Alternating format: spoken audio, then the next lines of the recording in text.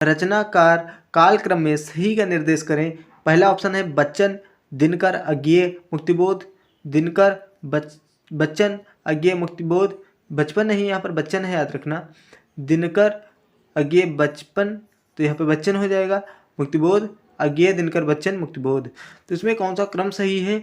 तो बच्चन, दिनकर, अज्ञेय, मुक्तिबोध। तो हमारा जो ऑप्शन पहला है बिल्कुल ही सही हो जाएगा। बच्चन, दिनकर, अज्ञेय और मुक्तिबोध।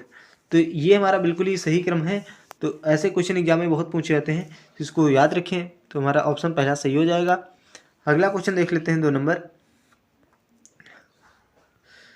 2 नंबर में क्या आंसर होगा? कालांकित शब्द के लिए उपयुक्त विलोम शब्द का चयन करें। तो इसमें क्या हो जाएगा? कालांकित कौन है? कालांकित शब्द के लिए तो आसन, निष्पन्न, विपन्न, विष्पन्न। तो इसमें कौन सा राइट आंसर है? तो ये है विपन्न, ऑप्शन सी, विपन्न हमारा राइट आंसर है। अगला क्वेश्चन देख लेते हैं। अगला क्वेश्चन है महिला आंचल उपन्यास के लेखक। तो महिला आंचल के लेखक हैं फणीश्वर नाथ रेणु।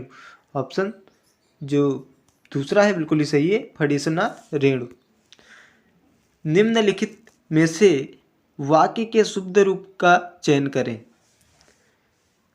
अधिकारियों ने कागजात का परीक्षण किया, अधिकारियों ने कागजात का निरीक्षण किया, अधिकारियों ने कागजात की जांच की, अधिकारियों ने कागजात का अन्वेषण किया। तो क्या हो जाएगा इसमें? अधिकारियों ने कागजात की जांच की, जांच करता है। तो ऑप्शन हमारा तीसरा बिल्कुल ही सही है, अधिकारियों ने कागजात की जांच की है, जांच वाला सही हो जाएगा, याद रखना। अगला है 5 नंबर। निम्न में से एक तत्सम को छांटकर बताइए। तत्सम: सच, अनजान, पत्ता, घोटक। तो इसमें तत्सम क्या है? तो इसमें घोटक जो है ये तत्सम है। तद्भव तत्सम, इससे संबंधित क्वेश्चन आते हैं एग्जाम में, तो इनको भी अच्छे से पढ़ें। अगला क्वेश्चन देख लेते हैं।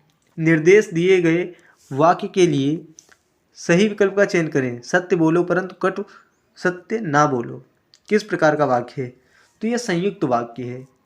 सत्य बोलो परंतु कटु सत्य ना बोलो, यहाँ पर 2 बातें कहा गया है। तो यहाँ पर एक समझ लो संयुक्त वाक्य है, 2 को मेल करके बनाया गया है, संयुक्त हो जाएगा। ऑप्शन जो हमारा पहला है बिल्कुल ही सही है। सरल वाक्य तो नहीं है, उपवाक्य भी नहीं है, लघु वाक्य भी नहीं है, 2 को जोड़कर समझ लो बनाया गया है। सत्य बोलो परंतु कटु सत्य ना बोलो, तो ये संयुक्त वाक्य है। अगला क्वेश्चन देख लेते हैं 7 नंबर। पृथ्वीराज रासो किस काल की रचना है? तो ये आदिकाल की है। पृथ्वीराज रासो आदिकाल के कवि हैं। पृथ्वीराज रासो जो हैं, पृथ्वीराज रासो ये आदिकाल के कवि हैं। किस काल के? आदिकाल के। तो इसको भी याद रखें। तो ये पृथ्वीराज रासो आदिकाल की रचना है। अगला क्वेश्चन है मिताक्षरा किसकी रचना है? तो विज्ञानेश्वर। मिताक्षरा किसकी रचना है? तो ये विज्ञानेश्वर की रचना है। तो विज्ञानेश्वर इसका राइट आंसर हो जाएगा। अगला क्वेश्चन है चमड़ी जाए पर दमड़ी न जाए, पैसा ही माँ बाप होना, अत्यधिक कंजूस होना, मक्खी चूस होना, मर जाए पर पैसा न जाए। तो इसका हो जाएगा अत्यधिक कंजूस होना। चमड़ी जाए पर दमड़ी न जाए, तो अत्यधिक कंजूस होना इसका राइट आंसर हो जाएगा। 10 नंबर है कवि बिहारी मुख्यतः किस रस के कवि हैं? तो बिहारी श्रृंगार रस के कवि हैं। किसके? श्रृंगार रस के। बिहारी हमारे श्रृंगार रस के कवि हैं, इसको याद रखना, बहुत ही अच्छा क्वेश्चन है। सतचरित्र बराबर सच्चरित्र किस संधि का उदाहरण है? तो ये किस संधि का उदाहरण है? व्यंजन संधि का। सत प्लस चरित्र, सत प्लस चरित्र, सत हो जाएगा सत प्लस चरित्र, सत प्लस चरित्र। तो ये हमारा व्यंजन संधि, व्यंजन संधि याद रखें, अच्छा है, अच्छा क्वेश्चन है। अगला क्वेश्चन देख लेते हैं 12 नंबर। रेखा चित्र और संस्मरण के बीच विभाजक रेखा बहुत ही सूक्ष्म क्वेश्चन मार्क, इनमें से दोनों परस्पर अंतर्भुक्त हो जाता है। तो इसका राइट आंसर है आ और बा दोनों सही हैं। आ और बा दोनों सही हैं। 2 हमारे यहाँ पर कथन थे, एक ये और एक ये, एक ये है एक ये है। तो ये हमारे दोनों कथन हमारे सही हैं। रेखा चित्र और संस्मरण के बीच विभाजक रेखा बहुत सूक्ष्म है, इनमें से ये दोनों परस्पर अंतर्भुक्त हो जाता है। तो ये दोनों कथन हमारे सत्य हैं। अगला क्वेश्चन है निर्देश दिए गए वाक्य के लिए सही विकल्प का चयन करें। मोहन को हिंदी पढ़ाती है इसलिए वह शास्त्री जी के यहाँ गया है। तो ये भी संयुक्त वाक्य है, समझ लो, दो है, एक ये और एक ये, पूरा यहाँ से यहाँ तक दो है, तो दो को हम संयुक्त कह सकते हैं, मेल, संयुक्त, मिश्र नहीं होगा, सरल नहीं होगा, कठिन नहीं होगा, संयुक्त वाक्य है।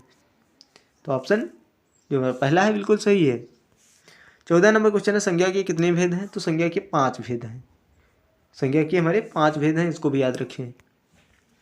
तृण, इसका मीन्स क्या होता है? तृण का मीन्स होता है तिनका या घास, तिनका या घास, पत्ता नहीं होता है, घास होता है लेकिन पत्ता नहीं होता है। तुच्छ, अल्प, ये भी नहीं है, लता द्रुम ये भी नहीं है, तिनका और घास सही आंसर है। अगला क्वेश्चन है, प्रिय पति वह मेरा प्राण प्यारा कहाँ है? दुख, जलने दी डूबी का सहारा कहाँ है? इन पंक्तियों में कौन सा अस्थाई भाव है? तो शोक है, मतलब दुख की यहाँ पर बात कर दिया है तो यहाँ पर शोक ही होगा। तो हमारा जो राइट आंसर है ऑप्शन डी, चौथा वाला, शोक सही हो जाएगा। 17 नंबर क्वेश्चन है, निर्देश पद्यांश में प्रस्तुत रस का चयन करें। कौन हो तुम वसंत के दूत, विरस पतझड़ में अति सुकुमार, घर तिमिर में चिपला की रेखा, तपन में शीतल मंद बयार। तो इसमें संयोग श्रृंगार है, श्रृंगार रस है, तो कौन सा श्रृंगार है? तो यहाँ पर संयोग श्रृंगार है, पढ़ा होगा 12th में, अच्छा है, संयोग श्रृंगार है। अगला क्वेश्चन है, तामसिक शब्द का विपरीतार्थक होगा। तो तामसिक है, तामसिक शब्द का विपरीतार्थक क्या है? तो यह सात्विक, तामसिक का सात्विक हो जाएगा, सात्विक, तामसिक का हो जाएगा विपरीतार्थक सात्विक। अगला क्वेश्चन है, को नहीं जानत है जग में कभी संकट मोचन, नाम तिहारू, इसमें कौन सा छंद है? तो मत गयंत, मत गयंत छंद है इसमें, याद रखें, बहुत ही अच्छा क्वेश्चन है, एग्जाम में बहुत बार पूछा गया क्वेश्चन है ये। निर्देश दिया हुआ है, दिए गए वाक्यों में कुछ त्रुटि है, उसमें से छांटना है, यदि कोई त्रुटि ना हो तो उत्तर डी दीजिए। ऑप्शन है, पर भारतीयों का आज भी यह मानना है कि हमें सेवा कार्य को अधिक प्राथमिकता देनी चाहिए, पश्चिम देशों के विचारक चाहे जो रहे हों, कोई त्रुटि नहीं है। तो इसका राइट आंसर है कि हमें सेवा कार्य को अधिक प्राथमिकता देनी चाहिए। अच्छा क्वेश्चन है।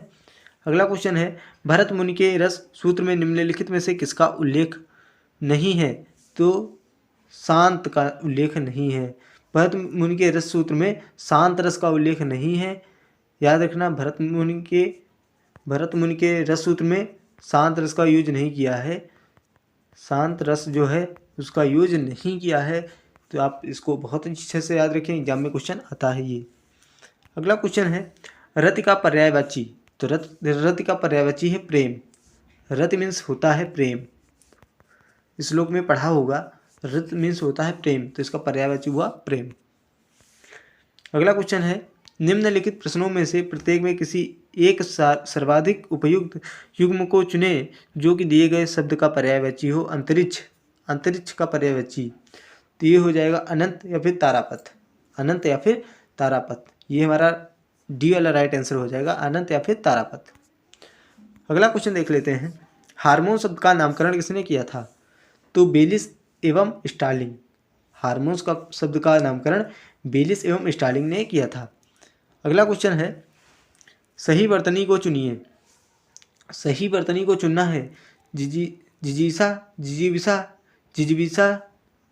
जिजीविसा, तो इसमें राइट आंसर क्या है?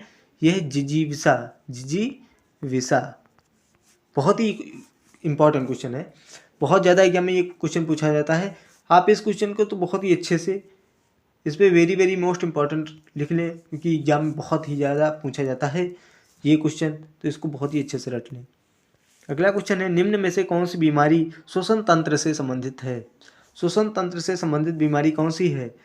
तो टीबी, निमोनिया, डायरिया या फिर एवं बी दोनों। तो जो टीबी है, टीबी इसको कहते हैं ट्यूबरकुलोसिस, ट्यूबरकुलोसिस और निमोनिया, ट्यूबरकुलोसिस और निमोनिया, ये दोनों ही बीमारी श्वसन तंत्र से संबंधित हैं, इसको भी याद रखें। अगला क्वेश्चन है, विश्व में सबसे बड़ा द्वीप, विश्व में सबसे बड़ा द्वीप कौन है? तो ग्रीनलैंड, सबसे बड़ा द्वीप है ग्रीनलैंड। याद रखें, ग्रीनलैंड सबसे बड़ा द्वीप है। अगला क्वेश्चन है, महात्मा गांधी ने हरिजन पत्रिका का आरंभ कब किया? तो 1933 में। हरिजन पत्रिका 1933 में आरंभ किया था महात्मा गांधी जी ने। अगला क्वेश्चन है, विश्व का सबसे बड़ा महाकाव्य? तो महाभारत है। बहुत ही अच्छा क्वेश्चन। सबसे बड़ा महाकाव्य कौन है? महाभारत। अगला क्वेश्चन क्या है? 30 नंबर, सबसे बड़ा द्वीप समुद्र? तो भूमध्य सागर। ऑप्शन दूसरा, भूमध्य सागर सबसे बड़ा द्वीप समूह है। अगला क्वेश्चन है, जीव विज्ञान के जनक? जीव विज्ञान के जनक कौन है? अरस्तु। जीव विज्ञान के जनक कौन है? जीव विज्ञान के जनक हैं अरस्तु। अगला क्वेश्चन है, निम्न में से किसे प्रकाश संश्लेषी अंग कहते हैं? तो पत्ती को, क्योंकि पत्ती हरी होती है जो प्रकाश संश्लेषण का काम करती है। अगला क्वेश्चन है, विश्व की उच्चतम पर्वत चोटी? तो माउंट एवरेस्ट नेपाल में है। Mount Everest, mount Everest, Everest, mount Everest, Everest, mount Everest जो कि नेपाल में है, याद रखना। 8,848 मीटर ऊंची ये पर्वत चोटी है जो कि विश्व की सर्वाधिक ऊंची पर्वत चोटी है। अगला क्वेश्चन है, बॉटनी शब्द की उत्पत्ति किस भाषा के शब्द से हुई है? तो बॉटनी ग्रीक भाषा के शब्द से हुई है। बॉटनी शब्द की उत्पत्ति ग्रीक भाषा के शब्द से हुई है। तो ये भी क्वेश्चन इंपॉर्टेंट है, याद रखें। अगला क्वेश्चन है 35 नंबर, पौधों में गैसों के आदान प्रदान के लिए रहते हैं? तो ये रंध्र, रंध्र इसका राइट आंसर हो जाएगा। गैसों का आदान प्रदान जो होता है ये रंध्र के द्वारा होता है। अगला क्वेश्चन है 36 नंबर, बुलंद दरवाजा कहाँ स्थित है? तो बुलंद दरवाजा हमारा फतेहपुर सीकरी में स्थित है। इसको भी याद रखें, अच्छा क्वेश्चन है। विश्व का सर्वाधिक मतदाताओं वाला देश? तो भारत। विश्व का सर्वाधिक मतदाताओं वाला देश, सर्वाधिक जनसंख्या चीन में है, लेकिन मतदाता सबसे ज़्यादा भारत में है। तो इसको भी याद रखें। पृथक्करण का नियम किसने दिया था? तो मेंडल ने। ग्रेगर नहीं है, मेंडल है। पृथक्करण दूसरा है। तो पृथक्करण का नियम मेंडल ने दिया था। काशी हिंदू विश्वविद्यालय की स्थापना मदन मोहन मालवीय ने 1916 में की।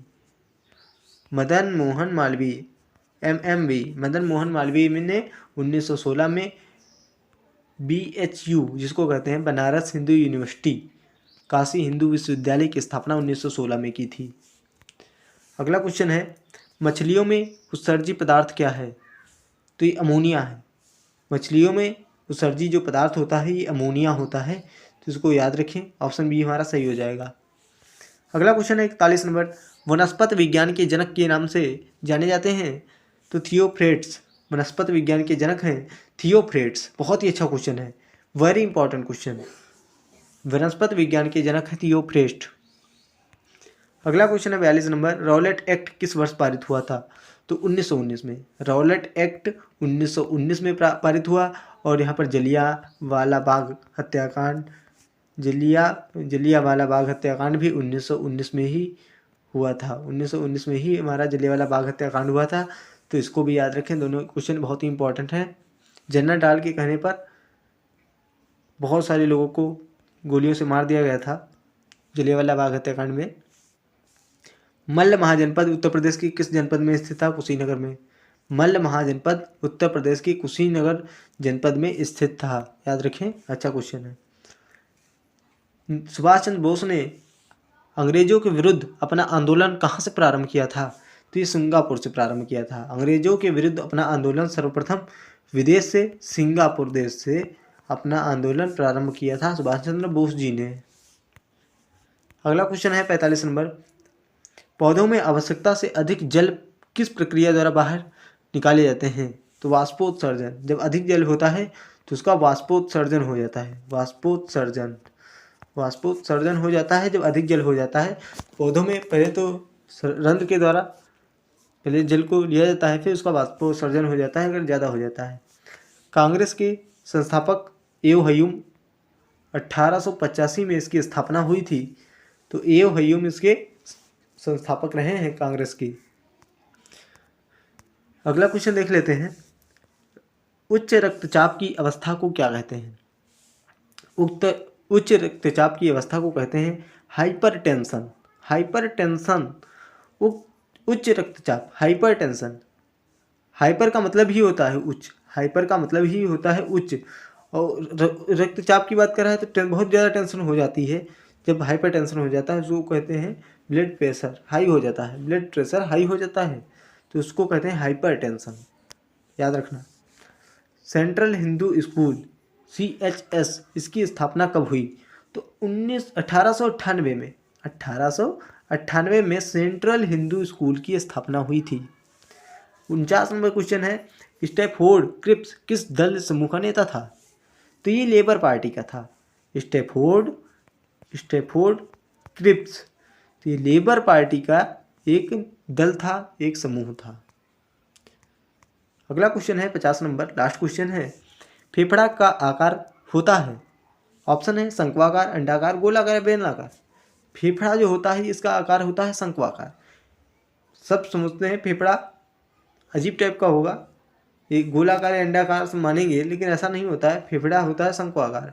शंक्वा ऐसे बना होता है, ये शंकु है, ऐसे होता है।